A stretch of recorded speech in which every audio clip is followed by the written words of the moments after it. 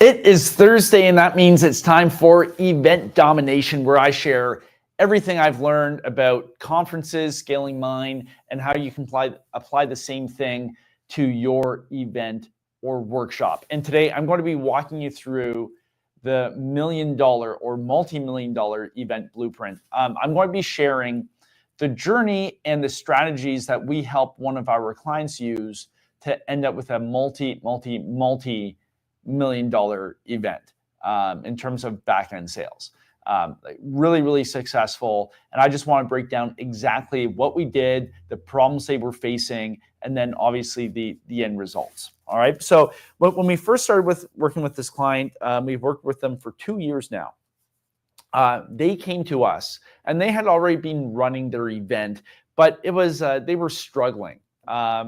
Ticket sales weren't coming in easily.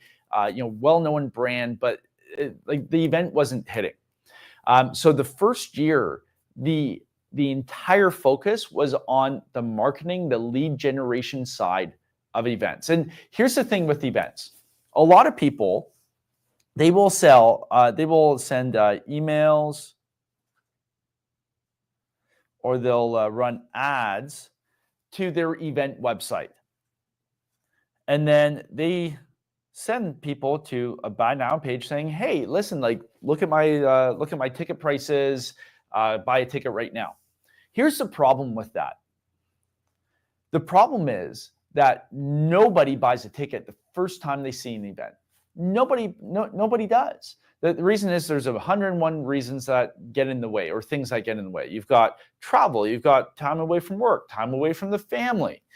You've got hotel costs, flights, like all the scheduling, all that type of stuff.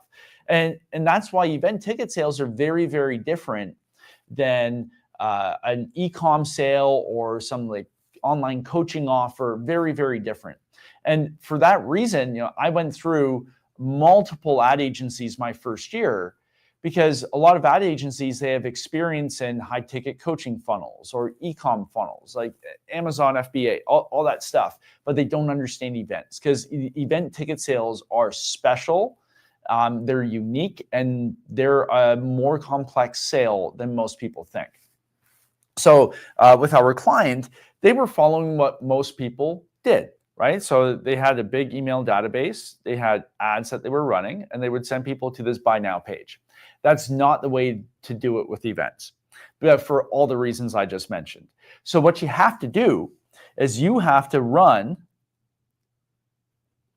all of that organic traffic, email traffic, ad traffic. You have to run it to an opt-in page to generate the lead before you even show them the ticket prices. Why? We know that it takes time for people to make that buying decision. So if we're just going to rely on the funnel itself without human intervention, we have to be able to send emails to follow up. We have to be able to send text follow up. We have to be able to send them stuff. If we're just sending somebody to a buy now page, it's not good enough. It's not enough to actually drive them to buy a ticket. Now, on the surface, you could say, well, Seth, I could just opt in and then I'll retarget people and then they'll buy a ticket. There's something I call the missing 40. And the missing 40 is the 40% of sales you are losing if you don't do the next step to this. I've done it with myself, and with this particular client, he just filmed a testimonial video for us, and he even says 40% of our ticket sales came as a result of this one thing. And that one thing is you have to call people. You have to speak with people. And the reason why is if you have all of these roadblocks standing in the way of somebody seeing your event and actually buying a ticket, you have to overcome those. So this is interest right here. This is where they buy. There are multiple hurdles that person has to get over to actually buy a ticket. And what I call the sending the emails and the occasional text, that's what I call passive selling. You are relying on the prospect to read your emails, number one, to open the email, number two, to read it, and number three, to actually click on a link, and number four, to enter their payment information. That's a lot to ask of a prospect. And that's why most events, they suck at selling tickets. With my conference, we sell thousands and thousands of tickets. Why? Because we have the system that's designed to sell a high volume of tickets. If you're just running, ads to a buy now page, or if you're just sending emails, that's not enough, because a good chunk of people, 40% with my numbers, if not more, need that human interaction to be able to move them from the interest in thinking about it to actually buying a ticket. That's why salespeople will never go away. You cannot replace salespeople, because people need somebody to hold their hand and walk them through the decision-making process to make them feel good about it. That's what we have to do. And one of the things we do with larger events is we actually help either build a ticket sales team for them, or we will help train their current ticket sales teams with our prospects, our prospecting scripts, our processes, the whole shebang. Okay. So with this particular client, we rebuilt the entire marketing pipeline. So instead of just sending people to a buy now page like almost everybody does, we implemented our exact funnels that we use. And with my conference, we generate tens and tens and tens of thousands of leads every single year just through that one specific event. Okay. So now we've got lead flow coming in. We've got leads coming in. Now, how do we actually convert them? So I just finished telling you that, we can't just rely on emails and SMS. So this is what we do. As soon as the lead comes in, we want to send them a text message right away. And the text message is not going to be, do you want to buy a ticket? That's not, you have to have a hook. And usually it's like some special offer, special pricing, something you can't get anywhere else, that type of hook.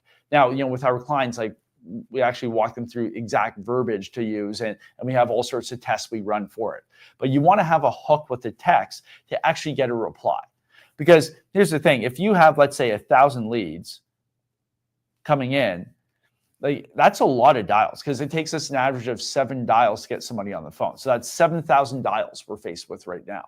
Now, we know there's better quality prospects. There's just mistakes that come through the funnel. So what we want to do is we want to use that initial SMS that goes out in the first couple minutes to churn up that list and have people who are the most serious raise their hand and be like, oh, okay, well, tell me what you mean. Because now if we get out of that 1,000 leads, if we get 100 replies to that text, well, now we can focus our time and energy and effort on those 100 people. Okay. So the whole goal from the SMS is just to have people raise their hand. Now we have to get them on the phone. And this is exactly what we did. We actually worked with and coached their sales team, because they had a sales team selling tickets, which is the right thing to do. So now we get people on the phone. And so my approach to events and ticketing is, in my space, because I run a real estate investing conference. In my space, there's hundreds of free events and hundreds of very low ticket events. And the problem with that is if you run a cheap or free or almost free, nearly free event, you're just going to attract a lot of people who are looking for free or almost free stuff. That's not a high quality audience. So what you actually want to do is you want to sell tickets at a premium. So you're attracting premium people. It's a high intent audience at that point. The other thing it allows you to do is you're able to now cover the cost of the marketing, the ad spend, everything that goes in to running an event. Because if not, people end up in the situation where you sell tickets, but then the tickets don't even cover the event, and now you have to sell yourself out of a hole, which is not a position you want to be in. It is not fun. Not fun at all. So you have to have your ticket pricing, and you have a premium ticket. But because you have a premium ticket, it's not like somebody's just going to click a button and show up. And the problem with the free and almost free events is you have show rate issues. So, we have one client where they were running a free event and then selling at that event a paid event the next day. Show up rate was abysmal. And that causes so many organizational and operational headaches because you have no idea how many people are going to show. It's just a mess.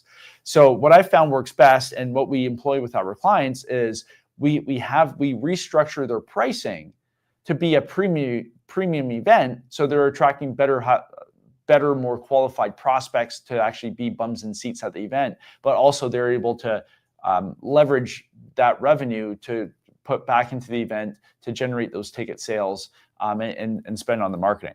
Now, when you're on the phone, one of the big mistakes we see with people selling event tickets, and this happens in almost every team that we coach, is you start the conversation off by trying to sell the ticket. That's not what you want to do.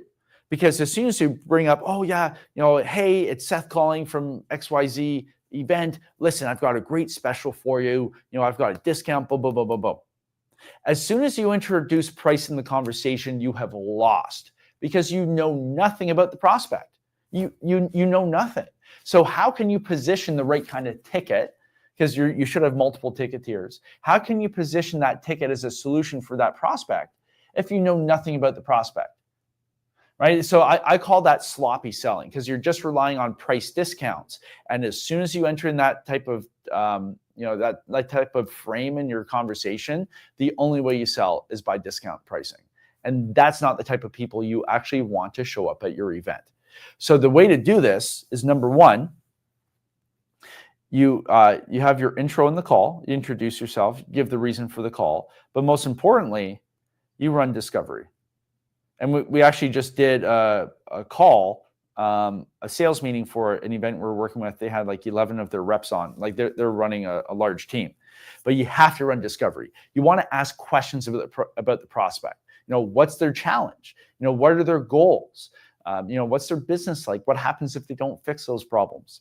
You have to learn what's going on with the prospect. And then that's when you make your offer to come to the event, and then you can expertly suggest the right ticket tier. As with my event, we have a really, really expensive VIP option, we've got a middle option, and we've got our base ticket option. If I just start the phone call being like, hey, I got a great discount for you, like that prospect, like I know nothing about them. How can I make a recommendation and, more importantly, explain and walk them through exactly how that ticket will solve their specific problem? You can't. So you've lost. You're not selling based on value. You're selling based on discount, and it's always a race to the bottom. So the way we turn these events into $1 million days, like with this example, is we retrain the sales staff to follow this approach. We're leading with value. We ask questions, we learn, and then we offer an expert recommendation. But it doesn't take a lot of time. Our average numbers is you're going to spend 5 to 7 minutes in discovery with this type of sale. You're going to pitch for 5 minutes. You have your intro, which is 1 minute, right? Your phone call should be done in 15 minutes flat with the sale, max 20 minutes. Maximum 20 minutes on the phone to sell a ticket, maximum. And that's why our reps will sell an average of 3 to 5 tickets a day. My top guy sells 8 to 12 tickets a day. That's where you want to get to. So once we've retrained their sales staff, now it's done a couple things for us. Number one, it's made our marketing more efficient. Because like I mentioned before, we have that missing 40% if you're just using website. By having people on the phone, you're going to capture more. So now your cost per sale goes down. Your cost per ticket sold goes down because now you're just selling more from the same batch of leads. Those people, like the majority of your leads are going to be on the fence. They've never gone to your event before. They're not sure. Oh, it's so far away. Oh, I got to take 2 days off work. Unless you get them on the phone and actually learn about them and then offer the expert recommendation, they're not going to buy. And then your marketing is going to be really, really, really inefficient. So you have to capture that missing 40. Okay. So that's what we did with our client here. And then we changed pricing to, we increase pricing to a premium type of event. And what does that do? That puts more qualified bums in seats. Because if somebody's able to pay, $2,000, $5,000, $10,000, even $1,000 for their ticket, and they travel, they have all these expenses. They're investing at least a couple grand, right? Just to show up to your event, with food, all that stuff. That demonstrates that they are a serious prospect. And if you have a room, I don't care if it's 20 people or if it's 100 people or 200 people, 500, 1,000 people. If you have a room of those high quality prospects who have paid, right? They are going to be the highest quality audience you will ever be in front of, because we run things through what I call the intent matrix. So the intent matrix has three things, and we run everything through this now. The first thing we look for is time. How much time has that prospect invested to actually show up? And this is why webinars, ebooks, they click a button, whatever, you have low show up rates, right? With an event, a live event, a conference, a workshop, that prospect is not only dedicating their time that they're spending at the actual event, but also the travel. So they're automatically way more qualified and serious and a way better prospect for you and your business than just doing ebooks. The second thing we look at is money. How much money has that prospect invested? And that's why if you're running a free or almost free event, you get people who are looking for free or almost free stuff. I get compliments all the time about the quality of my audience at my conference because we charge a premium. But that person knows that they will be with other people who paid a premium and other high quality people, right? If it's just a free event, you get those free, lower quality audiences. And then we also have to look at frame. So what is the frame through which the prospect is entering the conversation? If it's a webinar or an ebook, people are just dipping their toes in. If it's a free event, I'll just check it out. But if they're dedicating and devoting time and money to this and showing up, their frame is one of solution seeking. They have a problem. They have already spent time and money.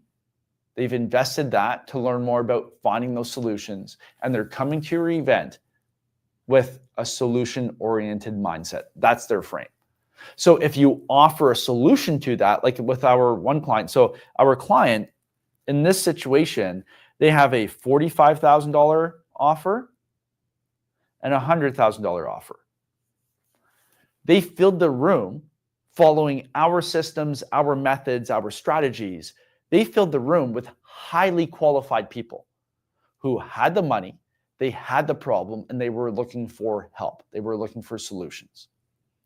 And when they made their offer at their event, they did multiple millions of dollars in sales because everything stacked up the right way. But that would not have happened if, number one, we didn't have the lead gen set up, and if we hadn't have fixed that. Number two, if we hadn't fixed the conversions with the outreach, the scripts, the cadences, the coaching with that. And number three, if we hadn't fixed the pricing and the offer of the event.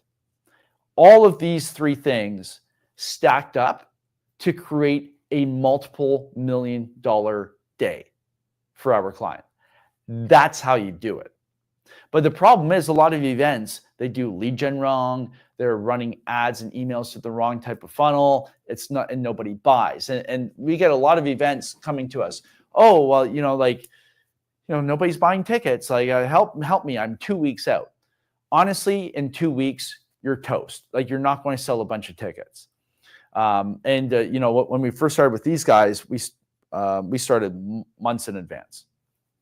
Then with conversions, it's one thing to generate a whole bunch of leads, but if you can't turn it into money, like paid tickets, it doesn't matter, right? So we have to work on those conversions. And again, the missing 40, that 40% is the difference between a full event and a half empty room.